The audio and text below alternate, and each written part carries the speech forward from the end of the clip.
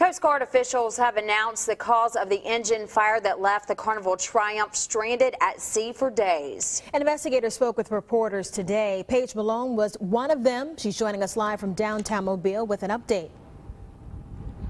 Hey, Lenice, although the investigation ultimately falls on the ship's flag state of the Bahamas, the Coast Guard is playing a key role. Officials are on board as we speak, conducting interviews and doing forensic analysis. And today, the Coast Guard revealed a preliminary cause of the fire and an estimate as to how long the investigation will take.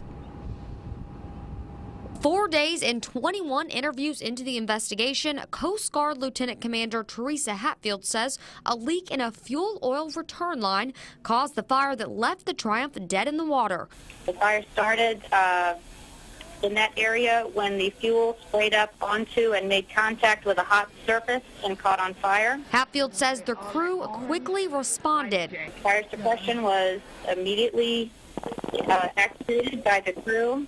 First by water fog and then by CO2. Investigators say the engine room was shut down, containing the fire to a small area, but also leaving the fire to cause crippling damage. Hatfield says so far, the investigation shows the crew did a great job in its response. The question is, how did the leak happen in the first place? And when was the last time the faulty flexible hose was inspected? That portion of the investigation is still ongoing. And it may be some time before we have all of the records and all of the information to be able to answer that question.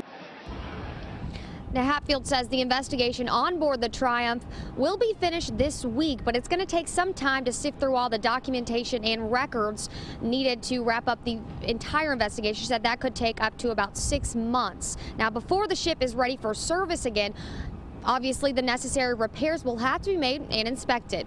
In downtown Mobile, Paige Malone, Fox 10 News. All right, thank you, Paige.